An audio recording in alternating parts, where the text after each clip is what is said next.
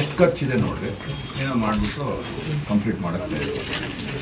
ಆದರೆ ನಾವು ಏನೋ ಒಂದು ಮಾಡ್ಕೊಡ್ತೀವಿ ಅಂತ ಇಟ್ಕೊಳ್ಳಿ, ಅಲ್ಲಿ ನಿಲ್ಲಬಾರ್ದಲ್ಲ. ಮತ್ತೆ ಇನ್ನು ಮಿಕ್ಕಿದ್ದು ವ್ಯವಸ್ಥೆ ಏನು ಗೊತ್ತಾಗೋದು, ಅರ್ಥ ಆಯ್ತಾ?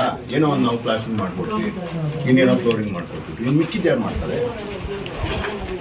ಹೌದಾ ಇಲ್ಲ?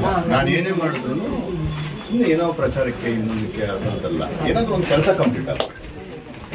ಟೈಲ್ಸ್ ಕೊಡಿಸ್ತೀವಿ ಅಂತ ಸರಿ, ಮತ್ತೆ ಜಲ್ಲಿನೂ ಸಿಮೆಂಟ್ ಸ್ವಲ್ಪ ಕೊಡಿಸ್ತೀವಿ ಅಂತ ಹೇಳಿ ಬೇರೆಯವ್ರು ಯಾರು. ಈಗ ಒಂದು ಕೆಲಸ ಮಾಡಿ, ಇದು ಏನು ಖರ್ಚಾಗುತ್ತೆ ಒಂದು ಸ್ವಲ್ಪ ಇಟ್ಕೊಳ್ಳಿ ನೀವೇ, ಯಾರಿಗಾದ್ರೂ ಹೇಳಿ ಒಂದು ಅಂದಾಜಾಗಿ ಇಷ್ಟ ಆಗುತ್ತೆ ಅಂತ. ಅದನ್ನು ಒಂದು ಇದು ಮಾಡಿ, ಮತ್ತು ಯಾರ್ಯಾರು ಏನೇನು ಕೊಡ್ತಾರೆ ಅಂತ ಕೇಳಿ. ಸ್ವಲ್ಪ ನನಗೆ ಜೆನ್ಯೂನ್ ಆಗಿ ಪ್ರಾಮಾಣಿಕವಾಗಿ ಕೊಡಬೇಕು, ಯಾರ್ಯಾರು ಹೆಲ್ಪ್. ಯಾಕಂದರೆ ಆಮೇಲೆ ನಾನೇನು ಮಾಡ್ತೀನಿ, ನನ್ನ ಕೈಯಲ್ಲಿ ಏನಾಗುತ್ತೆ, ಸ್ವಲ್ಪ ಇದು ಜಾಸ್ತಿ ಇದೆ ಖರ್ಚು. ಒಂದಷ್ಟು ಸ್ನೇಹಿತರಿಗೆಲ್ಲ ಹೇಳ್ತೀನಿ ಏನೇನು ಮಾಡೋಕ್ಕಾಗುತ್ತೆ ಎಲ್ಲರೂ ಕೈ ಜೋಡಿಸಿ ಒಂದು ಕಂಪ್ಲೀಟ್ ಮಾಡೋಕ್ಕೆ ವ್ಯವಸ್ಥೆ ಮಾಡಿ. ಸರಿನಾ?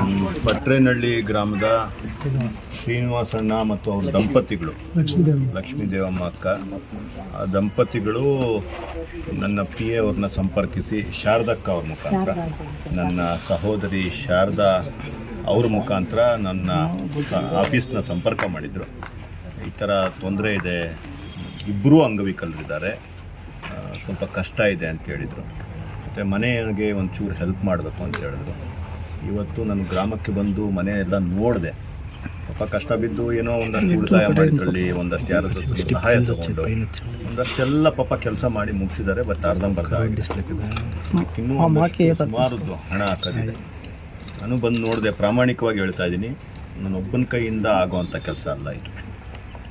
ಇದಕ್ಕೆ ನನ್ನೆಲ್ಲ ಸ್ನೇಹಿತರು ಇದರ ಕೈ ಜೋಡಿಸ್ಬೇಕು ಅಂತ ಇವತ್ತು ಈ ನಿಮ್ಮ ಮಾಧ್ಯಮಗಳ ಮುಖಾಂತರ ನನ್ನೆಲ್ಲ ಸ್ನೇಹಿತರ ಜೊತೆ, ನನ್ನೆಲ್ಲ ಸಹೃದಯ ಚಿಕ್ಕಬಳ್ಳಾಪುರದ ಜನತೆಯೊಂದಿಗೆ ನಾನು ಕಳಕಳಿಯ ಮನವಿ ಮಾಡ್ತಾಯಿದ್ದೀನಿ. ನಾವು ಮಾನವೀಯತೆಯನ್ನು ತೋರೋಣ. ನಾನೂ ಸಹ ಅವ್ರ ಜೊತೆ ನಿಂತ್ಕೊತೀನಿ. ದಯವಿಟ್ಟು ಈ ಒಂದು ಗ್ರಾಮದ ಏನಿದೆ ನಮ್ಮ ಶ್ರೀನಿವಾಸ್ ಅವರ ದಂಪತಿಗಳ ಜೊತೆಗೆ ನಾವೆಲ್ಲ ಸಮಾಜವಾಗಿ ನಿಂತ್ಕೊಳ್ಳೋಣ. ಒಂದು ಸಣ್ಣ ಅಳಿಲು ಸೇವೆ ಎಲ್ಲರೂ ಮಾಡೋಣ. ಅದು 10 ರೂಪಾಯಿಂದ ಹಿಡಿದು ಎಷ್ಟು ಬೇಕಾದರೂ ಸಹಾಯ ಮಾಡ್ಬೋದು, ತಪ್ಪೇನಿಲ್ಲ.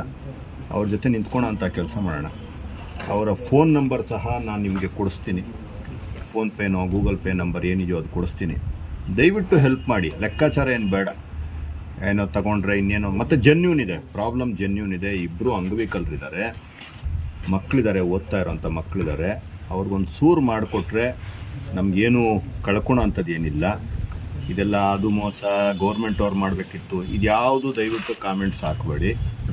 ಯಾರಿಗಾದರೂ ಆ ಸಹೃದಯ ಇದ್ದರೆ, ಇನ್ಕ್ಲೂಡಿಂಗ್ ನಿಮ್ಮ ಮೀಡಿಯಾದವ್ರನ್ನೂ ಸೇರಿಸಿ ನಾನು ಕೇಳ್ಕೊತಾ ಇದ್ದೀನಿ, ದಯವಿಟ್ಟು ಆ ದಂಪತಿಗಳ ಜೊತೆ ನಿಂತ್ಕೊಳ್ಳೋ ಅಂಥ ಕೆಲಸ ಮಾಡೋಣ. ನಾವು ಯಾವತ್ತು ಅಶಕ್ತರ ಜೊತೆ ನಿಂತ್ಕೊತೀವೋ, ಮುಂದೆ ಒಂದು ದಿನ ಈ ಸಮಾಜ ಮತ್ತೆ ನಮಗೆ ಬೇರೆದೇ ರೂಪದಲ್ಲಿ ಈ ಪ್ರಕೃತಿ ನಮ್ಮ ಜೊತೆ ನಿಂತ್ಕೊಳುತ್ತೆ ಅಂತ ನಂಬಿರುವಂಥ ವ್ಯಕ್ತಿ ನಾನು ಸಹ ದಂಪತಿಗಳ ಜೊತೆ ಇದ್ದೀನಿ. ಈ ಅವರ ಕನಸಿನ ಮನೆನ ಕಂಪ್ಲೀಟ್ ಮಾಡಿಕೊಡ್ತೀನಿ. ನೀವೆಲ್ಲರೂ ಸಹ ಸ್ವಲ್ಪ ಜಾಸ್ತಿ ಇರೋದ್ರಿಂದ ಇದು ಬಜೆಟ್ಟು, ಸಮಾಜಮುಖಿಯಾಗಿ ನೀವೆಲ್ಲರೂ ನನ್ನ ಜೊತೆ ಕೈ ಜೋಡಿಸಿ ಅಂತ ಈ ಮುಖಾಂತರ ನಾನು ತಮ್ಮೆಲ್ಲರನ್ನು ಸಹ ಕೇಳ್ಕೊತಾ ಇದ್ದೀನಿ.